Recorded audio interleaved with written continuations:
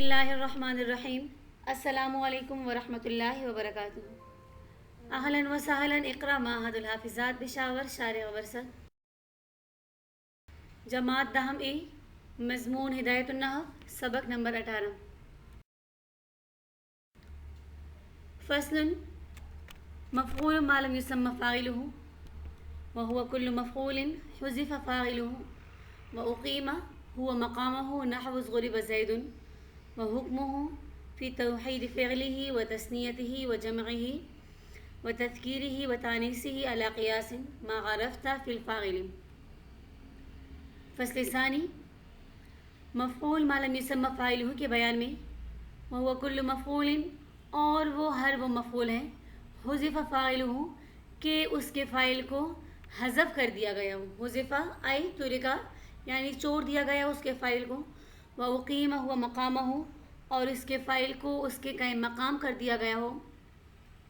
مفعول کو فاعل کے قائم مقام کر دیا گیا ہو، نحو جیسے ضرب زید زید مارا گیا، حکمہ فی توحید فعلہ اور اس کا حکم اس کے فعل کے واحد تثنیہ اور جمع ہونے میں، و تذکیری و تانیثہ اور مذکر مؤنث ہونے میں، علی قیاس اسی قیاس پر اسی قاعدے پر ہے، ما عرفت فی الفاعل جو کہ آپ نے فاعل کی بحث میں جو آپ فاعل کی بحث میں پہچان چکے تھے، جان چکے تھے۔ فصل ثانی مفعول ما لم يسمى فاعله کے بیان میں، تو مصنف رحمہ اللہ مرفوعات کی پہلی قسم سے فارغ ہونے کے بعد، مرفوعات کی پہلی قسم فاعل کی تعریف اور اس کی اقسام اور باقی وضاحت سے فارغ ہونے کے بعد دوسری قسم بیان فرما رہے ہیں جو کہ مفعول ما لم يسمى فاعله ہے، اور وہ مفعول ہوتا ہے جس کے فاعل کو حذف کیا گیا ہو اور اس مفعول کو فاعل کے قائم مقام بنا دیا گیا ہو اور اس کا ماقبل والا فعل مجہول ہو، جیسے ضرب زید۔ تو اب اس مثال میں اصل میں یہ ضرب زید تھا، ضرب عمرو زیدا، تو ضربہ کو فعل مجہول بنا دیا گیا، ضربہ سے ضربہ بنا دیا اور اس کے فاعل امر کو حذف کر دیا اور اس کے مفعول زید کو اس کے قائم مقام کر دیا گیا، تو ضربہ فعل مجہول زیدن لفظاً مرفوع نائب فاعل اپنے ضربہ فعل مجہول اپنے نائب فاعل سے مل کر جملہ فعلیہ خبریہ ہوا۔ یہاں پر ایک سوال پیدا ہوتا ہے کہ آپ کی عبارت میں تضاد ہے، کیونکہ لم یسمى سے معلوم ہوتا ہے کہ اس کا فاعل ہوتا ہی نہیں، اور لفظ حذف سے معلوم ہوتا ہے کہ فاعل تو ہوتا ہے لیکن اس کو حذف کیا جاتا ہے۔ تو اس کا جواب یہاں پر یہ دیتے کہ لم یسمى یہاں پر اپنے حقیقی معنی میں نہیں بلکہ لم یسمى بمعنی لم یذکر کے ہیں کہ جس کے فاعل کو ذکر نہ کیا گیا ہو، کتاب میں موجود ہے ای لم یذکر فاعلہ، لم یسمى کا مطلب لم یذکر۔ دوسرا سوال یہاں پر یہ پیدا ہوتا ہے کہ مفعول کو فاعل کی جگہ کیسے ٹھہرایا جا سکتا ہے، اس لیے کہ فاعل اور مفعول میں بہت فرق ہے، فاعل پر رفع اور مفعول پر نصب آتا ہے، اور اس طرح فاعل میں قیام کا اعتبار ہوتا ہے اور مفعول میں وقوع کا، یعنی فاعل فعل کے ساتھ قائم ہوتا ہے جبکہ مفعول پر فعل واقع ہوتا ہے، تو ان میں کافی فرق ہے۔ تو یہاں پر فاعل کی جگہ مفعول کو کس طرح قائم مقام کیا گیا، تو اس کا جواب یہ دیتے کہ ہم مانتے ہیں کہ فاعل اور مفعول میں فرق ہوتا ہے، لیکن فاعل کی جگہ مفعول کا واقع ہونا صرف اس اعتبار سے ہے کہ جو اسناد فاعل کی طرف تھی وہ مفعول کی طرف کر دی جائے، اور یہ بات ظاہر ہے کہ جب اسناد مفعول کی طرف ہوگی تو رفع بھی اسی پر آئے گا۔ وَحُکْمُهُ فِي تَوْحِيدِ فِعْلِهِ وَتَثْنِيَتِهِ یہاں سے نائب فاعل یعنی مفعول ما لم یسمى فاعلہ کے احکام بیان فرما رہے ہیں کہ مفعول ما لم یسمى فاعلہ کا حکم فاعل کی طرح ہے کہ جس طرح فاعل کی بحث میں مفرد یعنی فعل کے مفرد تثنیہ اور جمع لانے کا حکم تھا، بیان ہی اسی طرح مفعول ما لم یسمى فاعلہ کا بھی حکم ہے کہ مفعول ما لم یسمى فاعلہ اگر ظاہر ہو، خواہ وہ مفرد ہو یا تثنیہ ہو یا جمع ہو، تو ہر صورت میں اس کا فعل یعنی مفعول ما لم یسمى کا فعل مجہول مفرد ہی لایا جائے گا، جیسے ضرب زید، ضرب الزیدان اور ضرب الزیدون۔ زید ظاہر ہے جو کہ مفعول ما لم یسمى فاعلہ ہے، زیدان بھی ظاہر ہے، تو اس کا فعل مجہول ہمیشہ مفرد ہی لایا جائے گا ضربہ۔ اسی طرح اگر مفعول ما لم یسمى فاعلہ ضمیر ہو تو واحد ضمیر کے لیے فعل واحد، تثنیہ کے لیے فعل تثنیہ اور جمع کے لیے فعل جمع لایا جائے گا، جیسے زید ضربا، الزیدان ضربا، الزیدون ضربوا۔ اس طرح تذکیر اور تانیث میں مفعول ما لم یسمى فاعلہ کا حکم فاعل کی طرح ہوگا۔ اگر مفعول ما لم یسمى فاعلہ کا مؤنث یعنی مفعول ما لم یسمى فاعلہ مؤنث حقیقی ہو اور مفعول ما لم یسمى فاعلہ اور اس کے فعل کے درمیان فاصلہ نہ ہو تو فعل ہمیشہ مؤنث لایا جائے گا، اور اگر ان کے درمیان فاصلہ جیسے ضرب ہند، ضربت ہند، اور اگر ان دونوں کے درمیان فاصلہ ہو تو فعل کے مذکر اور مؤنث لانے میں اختیار ہے، جیسے ضرب الیوم ہند اور ضربت الیوم ہند۔ اور اگر مفعول ما لم یسمى فاعلہ مؤنث غیر حقیقی ہو، خواہ فعل و نائب فاعل کے درمیان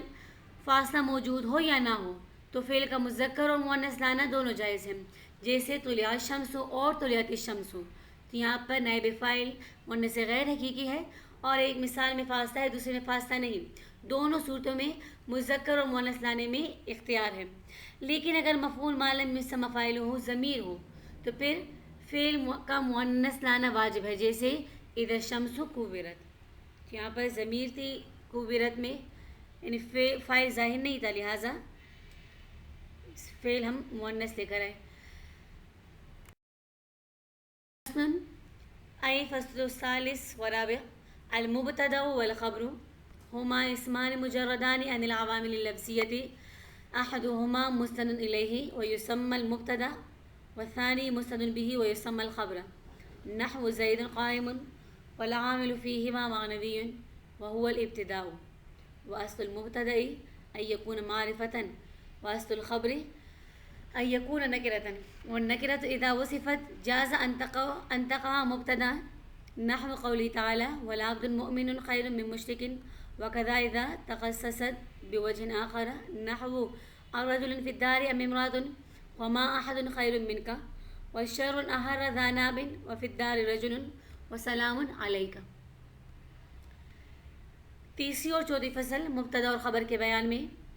فصل ثالث مبتدا اور فصل رابع خبر۔ ہما اسمانی،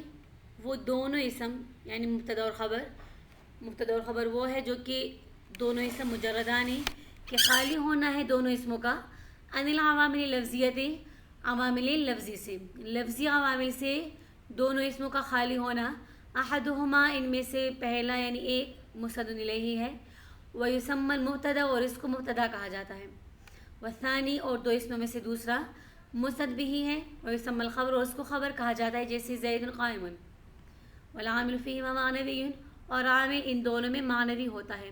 وہ الابتداء اور وہ ابتدا ہے، واصل المبتدا اور مبتدا کی اصل یہ ہے ان یکون معرفتن کہ وہ معرفہ ہو، واصل الخبر اور خبر کی اصل ان یکون نکرتن کہ وہ نکرہ ہو، والنکرۃ اذا وصفت اور نکرہ جب اس کی صفت لائی جائے، جاز تو جائز ہے ان تقع مبتدا کہ وہ مبتدا واقع ہو، جیسے اللہ تعالیٰ کا قول وَلَعَبْدٌ مُؤْمِنٌ کہ مؤمن بندہ بہتر ہے مشرک بندے سے،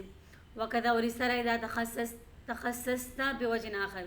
جب آپ تخصیص کرے اس کی دوسرے طریقے سے، جیسے الرجل فی الدار ام امرأۃ کیا گھر میں آدمی ہے یا عورت، وما احد خیر منک اور کوئی بہتر نہیں ہے آپ سے، وشر احر ذا ناب اور بڑے شر نے بھڑکایا کتے کو بھونکوانے پر، فی الدار رجل اور گھر میں آدمی ہے، وسلام علیک اور آپ پر سلامتی ہو۔ مصنف رحمہ اللہ اس فصل میں مرفوعات میں سے مبتدا اور خبر بیان فرما رہے ہیں۔ یہاں پر اشکال پیدا ہوتا ہے کہ مبتدا اور خبر دونوں مرفوعات میں سے ہیں، تو اس کو الگ الگ کیوں بیان نہیں کیا، یعنی الگ الگ فصلیں کیوں نہیں بنائی گئی، جس طرح کہ فاعل اور مفعول ما لم یسمى فاعلہ کا بیان کیا۔ تو پہلا جواب اس کا یہ دیتے کہ مبتدا اور خبر دونوں ایک دوسرے کے لیے لازم اور ملزوم ہیں، یعنی جہاں مبتدا آئے گا وہاں پر خبر بھی ہوگی، اور جہاں پر خبر ہوگی وہاں مبتدا ضرور ہوگا، یعنی ایک دوسرے کے لیے لازم ملزوم۔ اور دوسرا جواب یہ کہ مبتدا اور خبر دونوں عامل معنوی رکھنے میں مشترک ہے، تو اس اشتراک کی بنا پر اس کے لیے ایک ہی فصل بیان کی گئی، یعنی ایک ہی فصل میں ان دونوں کا ذکر کیا گیا۔ ہما اسمان مجردانی یہاں سے اصطلاحی تعریف بیان ہو رہی ہے کہ مبتدا اور خبر دونوں وہ اسم ہے جن کو خالی کیا گیا ہے وہ عوامل لفظی سے. ان دونوں میں سے ایک مسند الیہ ہوتا ہے جس کو مبتدا کہتے ہیں اور دوسرا مسند بہ ہوتا ہے جس کو خبر کہتے ہیں. تو اس تعریف میں اسمان بمنزل جنس کے ہیں. تمام قسم کے اسما کو یعنی ہر قسم کے اسم کو یہ شامل ہے چاہے وہ اسم حقیقی ہو یا حکمی. اسم حقیقی کی مثال جیسے زید قائم اور اسم حکمی کی مثال ان تصدقوا خیر لکم. ان تصدقوا یہاں پر ہمارے پاس ان مصدریہ کی تعویل میں ہو کر اسم ہے اور خیر لکم اس کے لیے خبر ہے. تو مصنف نے اس معنی کہا اس سے ہر اسم مراد ہے خواہ اس پر عوامل لفظیہ داخل ہو یا داخل نہ ہو. مجردان عن العوامل لفظیہ کہہ کر یہ ہما اسمان کے لیے فصل ہے یعنی اس سے وہ اسما خارج ہو گئے جن پر عوامل لفظی داخل ہوتے ہیں جس طرح کہ ان زید قائم اور اس طرح کان زید قائما. تو یہ دونوں یعنی زید اور قائم یا کان زید قائما اپنے عوامل کی وجہ سے مرفوع اور منصوب ہیں. احدہما مسند الیہ یہ مبتدا کے لیے دوسرا فصل ہے. اس سے خبر اور مبتدا کی قسم ثانی خارج ہو گئے یہاں سے کیونکہ وہ مسند بہ ہے مسند الیہ نہیں.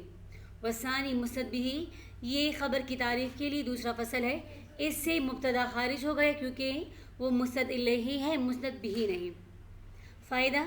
مصنف رحمہ اللہ نے مبتدا اور خبر دونوں کی تعریف ملا کر بیان کی. بہتر یہ تھا کہ ہر ایک کی تعریف الگ الگ بیان کرتے جس طرح کے قافیہ والے نے کی ہے. تو ہر ایک کی تعریف الگ الگ ملاحظہ کیجیے. مبتدا کی تعریف المبتدا هو الاسم المجرد عن العوامل اللفظية المسند إليهم. المبتدا هو الاسم المجرد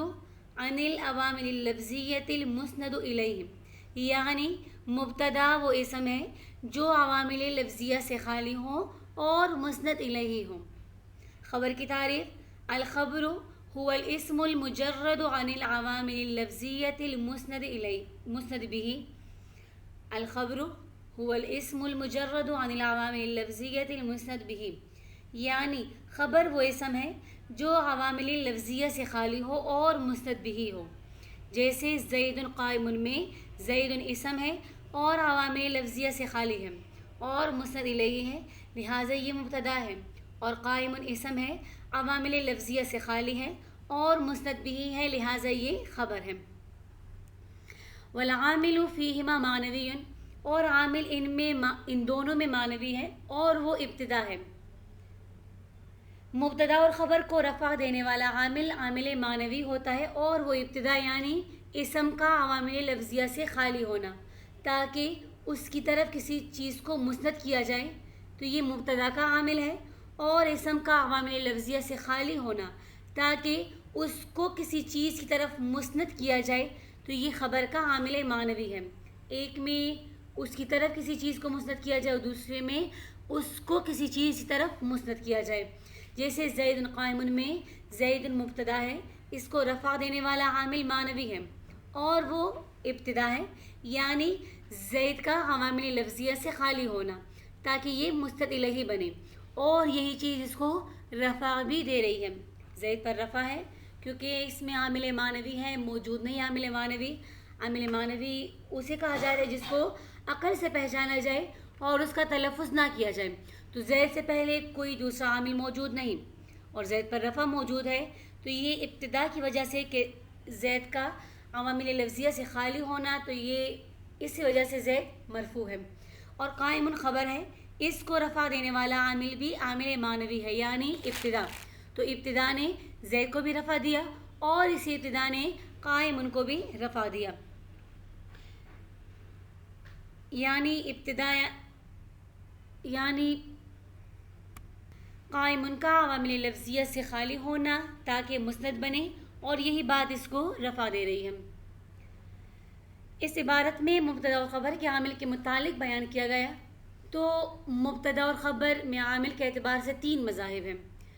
ان میں سے مصنف رحمہ اللہ کو جو مذہب پسند تھا مصنف رحمہ اللہ نے کتاب میں وہی بیان کر دیا. کتاب میں جو بیان ہوا یعنی ابتدا. تو پہلی قسم ہمارے پاس مبتدا اور خبر کے عامل کے بارے میں وہ یہ کہ مبتدا اور خبر میں عامل معنوی ہوتا ہے اور عامل معنوی عقل کے ذریعے پہچانا جاتا ہے، یعنی بظاہر اس پر عوامل لفظیہ داخل نہ ہوں۔ تو پہلا عامل ہمارے پاس مبتدا اور خبر میں ابتدا ہے۔ مصنف رحمہ اللہ کو یہ مذہب پسندیدہ تھا، اسی لیے مصنف نے کتاب میں یہی مذہب بیان کر دیا۔ مزید جو دو اقسام ہیں، یعنی دوسرا مذہب یہ کہ مبتدا میں عامل معنوی ہے جو کہ ابتدا ہے،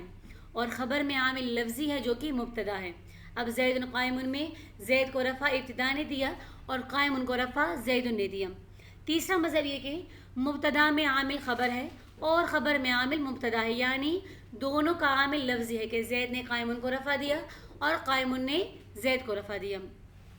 وَأَصْلُ الْمُبْتَدَإِ أَن يَكُونَ مَعْرِفَةً، اور مبتدا کی اصل یہ کہ وہ معرفہ ہو۔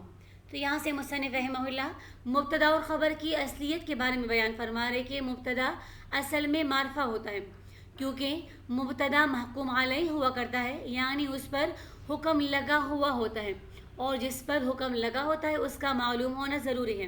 کیونکہ مجہول چیز پر حکم نہیں لگ سکتا، کسی بھی مجہول چیز پر ہم حکم نہیں لگا سکتے، تو اسی لیے مبتدا کا معرفہ ہونا ضروری ہے۔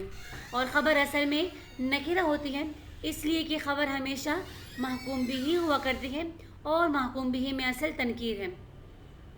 وَالنَّکِرَةُ اِذَا وُصِفَتْ، اور نکرہ کی جب صفت لائی جائے۔ اوپر جب مصنف نے یہ فرما دیا کہ مبتدا میں اصل معرفہ ہونا ہے، تو ذہن میں یہ شبہ پیدا ہو سکتا تھا کہ نکرہ مبتدا واقع نہیں ہوتا۔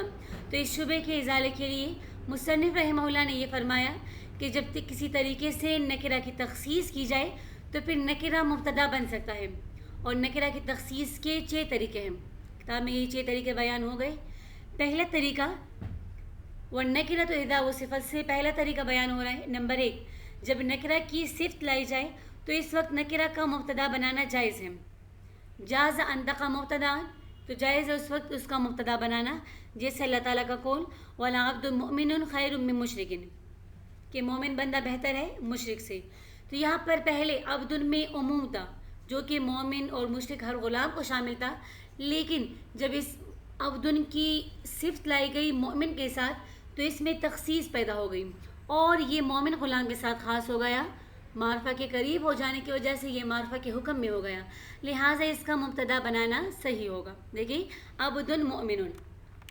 عبد پہلے اس میں عموم تھا، مومن اور مشرک دونوں کو شامل تھا کہ غلام مومن کا بھی ہو سکتا ہے اور مشرک کا بھی۔ پھر جب آگے عبد کی صفت لائی گئی مومن کے ساتھ تو یہ غلام خاص ہو گئے مومن کے ساتھ، اور اس سے مشرک غلام نکل گیا۔ تو وہی پہلی جگہ کہ نکرہ کی جب صفت لائی جائے تو پھر وہ مبتدا واقع ہو سکتا ہے۔ یہاں پر بھی عبد نکرہ کی صفت لائی گئی، لہٰذا عبد موصوف اور مؤمن اس کے لیے صفت، پھر موصوف صفت سے مل کر مبتدا، خیرن اس میں تفضیل، اور من مشرکن جار مجرور خیرن کے متعلق ہو کر اس کے لیے خبر واقع ہوں گے۔ وَقَذَا اِذَا، تو خصصت بھی کہہ سکتے اور تخصصت بھی کہہ سکتے ہیں، اور اس طرح جب اس کو خاص کیا جائے کسی دوسرے وجہ کے ساتھ، دوسری وجہ کے ساتھ اس کو خاص کیا جائے، تو دوسری جگہ یہ کہ جب حمزہ استفہام کے بعد نکرہ اب متصلہ کے ساتھ استعمال ہو جائے، جیسے رجل فی الدار ام امرأۃ، کہ کیا گھر میں آدمی ہے یا عورت، تو یہاں پر تخصیص متکلم کے علم میں ہے، یعنی متکلم کو یہ بات معلوم ہے کہ گھر میں مرد اور عورت میں سے ایک ضرور ہے، لیکن تعین اس کے ذہن میں موجود نہیں، تو اس تعین کے لیے وہ سوال کر رہا ہے، لہٰذا رجل اور امرأۃ نکرہ ہے، لیکن حمزہ استفہام اور متصلہ کے ذریعے اس میں تخصیص پیدا ہو گئی، جس کی وجہ سے رجل مبتدا واقع ہو سکتا ہے۔ تیسری جگہ وما احد خیر منک، اس مثال میں احد نکرہ مبتدا ہے، چونکہ اس میں صفت عموم کی وجہ سے تخصیص آ گئی، لہٰذا اس کا مبتدا بننا صحیح ہے۔ عموم کی وجہ سے تخصیص اس طرح ہوئی کہ احد نکرہ تھا، اس کا اطلاق افراد میں سے ہر ایک فرد غیر معین پر تھا۔ فرد غیر معین یعنی کسی بھی فرد کو معین نہیں کیا گیا، لیکن جب اس کے شروع میں ما حرف نفی آیا تو اب اس میں عموم پیدا ہو گیا، کیونکہ ضابطہ یہ ہے، قاعدہ یہ ہے کہ نکرہ تحت النفی عموم کا فائدہ دیتا ہے، یعنی ہر وہ جگہ جہاں پر نکرہ نفی کے تحت واقع ہو تو وہاں بھی کچھ نہ کچھ تخصیص پیدا ہو جاتی ہے۔ لہٰذا ما احدن میں احدن سے کوئی ایک فرد غیر معین مراد نہیں بلکہ مخاطب کے علاوہ سارے افراد مراد ہیں، اور تمام افراد میں تعدد نہیں بلکہ مجموعہ افراد بمنزل ایک مفرد معین کے ہو گئے، لہٰذا اس میں عموم کی وجہ سے تخصیص ہو گئی، کوئی اشتباہ نہ رہا۔ اب اس کا محکوم علیہ اور مبتدا بننا صحیح ہو گیا، اگرچہ احد پہلے نکرہ تھا لیکن تحت النفی واقع ہونے کی وجہ سے یہ معرفہ کے قریب ہو گیا، اس وجہ سے اس کو مبتدا بنانا بھی صحیح ہے۔ وَشَرٌ أَحَرَّ ذَنَابٍ، شر نے بھونکوایا کتے کو۔ تو یہ چوتھی جگہ ہے جہاں پر نکرہ کا مخصص ہونے کی وجہ سے مبتدا بننا صحیح ہے۔ اس مثال میں شر نکرہ مبتدا ہے، نکرہ کا مبتدا بننا صحیح نہیں، لیکن چونکہ اس میں تخصیص پیدا ہو چکی ہے لہٰذا مبتدا بننا صحیح ہے۔ یہاں شر میں صفت مقدرہ کی وجہ سے تخصیص آ گئی، شر موصوف ہے اور عظیم صفت جو کہ یہاں لفظوں میں موجود نہیں بلکہ مقدر ہے۔ تو جس طرح صفت ملفوظ ہے یعنی ایسی صفت جو کہ لفظوں میں موجود ہو اس کی وجہ سے موصوف میں تخصیص آ جاتی ہے، اس طرح صفت مقدرہ کی وجہ سے بھی نکرہ میں تخصیص پیدا ہو جاتی ہے، اور یہاں شر کی صفت عظیم مقدر ہے، اور قرینہ اس صفت کا یہ ہے کہ شر میں تنوین تعظیم کے لیے ہے جو کہ شر کے عظیم ہونے پر دلالت کر رہا ہے۔ تو معنی یہ ہوگا شر عظیم لا حقیر احر ذناب، بڑے شر نے کتے کو بھونکوایا ہے نہ کہ حقیر شر نے۔ تو اب شر عام نہیں رہا بلکہ خاص ہو گیا، لہٰذا مبتدا بننا صحیح ہے۔ پانچویں مثال وفی الدار رجل، اور گھر میں آدمی موجود ہے۔ تو یہ پانچویں جگہ ہے جہاں پر نکرہ میں تخصیص آ جانے کی وجہ سے نکرہ کا مبتدا بننا صحیح ہے۔ اس مثال میں فی الدار جار مجرور مل کر ظرف مستقر کے متعلق یعنی ثابتن کے یا مستقر کے متعلق ہو کر خبر مقدم ہے، اور رجل مبتدا مؤخر، رجل نکرہ کا مبتدا بننا صحیح نہیں، لیکن اس میں خبر کے مقدم ہونے کی وجہ سے تخصیص آ گئی لہٰذا اس کا مبتدا بننا صحیح ہے۔ خبر کے مقدم ہونے کی وجہ سے تخصیص اس لیے آئی کہ مبتدا کا حق مقدم ہونے کا ہے اور خبر کا حق ہے مؤخر ہونے کا، یعنی عموماً ہمارے پاس مبتدا پہلے اور خبر بعد میں آتی ہے، تو تقدیم ما حقہ التأخیر یفید الحصر والاختصاص، کہ جس چیز کا حق مؤخر ہو اس کو مقدم کرنا یہ حصر اور اختصاص کا فائدہ دیتا ہے، لہٰذا فی الدار خبر کے مقدم ہونے کی وجہ سے رجل نکرہ مخصص بن گیا، تو اس وقت اس کا مبتدا بننا صحیح ہو گیا۔ تو اس مثال میں تخصیص کی ایک اور تقریر بھی ہے کہ وہ یہ کہ جب فی الدار کو مقدم کیا تو معلوم ہوا کہ جو چیز فی الدار کے بعد مذکور ہوگی وہ عام چیز نہیں بلکہ وہ استقرار فی الدار کی صفت کے ساتھ موصوف ہے۔ جب اس کے بعد رجل کو ذکر کیا گیا تو معلوم ہو گیا کہ استقرار فی الدار کی صفت کے ساتھ موصوف رجل ہے، امرأۃ نہیں، تو گویا تقدیم خبر و منزل تخصیص بالصفت ہے کہ رجل کا ذکر کر کے اس سے عورت نکل گئی تو اس میں تخصیص پیدا ہو گئی۔ اور چھٹی جگہ وہ سلام علیہ کا سلام ہو آپ کے اوپر، تو یہ چھٹی جگہ ہے جہاں نکرہ میں تخصیص آ جانے سے اس کا مبتدا بننا صحیح ہے۔ اس مثال میں ہر وہ نکرہ مراد ہے جس میں متکلم کی طرف نسبت کرنے کی وجہ سے تخصیص آ جائے، جیسے سلام علیکہ میں سلام نکرہ مبتدا ہے، علیہ کا جار مجرور ظرف مستقر کے متعلق ہو کر خبر، تو نکرہ مبتدا واقع نہیں ہو سکتا، مگر چونکہ یہاں سلام نکرہ نسبت یعنی نکرہ کی نسبت متکلم کی طرف ہے اس کی وجہ سے یہ مخصص بن چکا ہے، لہٰذا اس کا مبتدا بننا صحیح ہے۔ اور نسبت للمتکلم کی وجہ سے مخصص اس لیے ہے کہ یہ جملہ اسمیہ معدول ہے، یعنی جملہ اسمیہ جملہ فعلیہ سے بنا ہوا ہے، اصل میں یہ تھا سلمت سلام علیکہ، سلمت میں نے سلام کیا ہے، سلام علیکہ سلام کرنا تیرے اوپر، تو سلمت کو حذف کیا گیا کیونکہ مصادر کے افعال کو حذف کیا جاتا ہے، پھر سلامن کے نصب کو رفع کے ساتھ بدلا گیا تاکہ یہ جملہ فعلیہ سے جملہ اسمیہ کی طرف تبدیل ہو جائے تاکہ دوام اور استمرار والا معنی حاصل ہو جائے، کیونکہ جملہ فعلیہ حدوث پر دلالت کرتا ہے اور جملہ اسمیہ دوام اور استمرار پر دلالت کرتا ہے، تو معلوم ہوا کہ سلام علیکہ میں سلام عام نہیں بلکہ وہ سلام ہے جو متکلم کی طرف منسوب ہے، گویا سلام علیکہ اصل میں سلامی علیکہ ہے، تو نسبت الی المتکلم کی وجہ سے اس میں تخصیص پیدا ہو گئی۔ یہ تھا آج کا سبق، امید ہے آپ لوگوں کو سبق کی سمجھ آ گئی ہوگی، اگلے درس کا مطالعہ بھی لازمی کریں۔ دعوانا ان الحمد للہ رب العالمین، السلام علیکم ورحمۃ اللہ وبرکاتہ.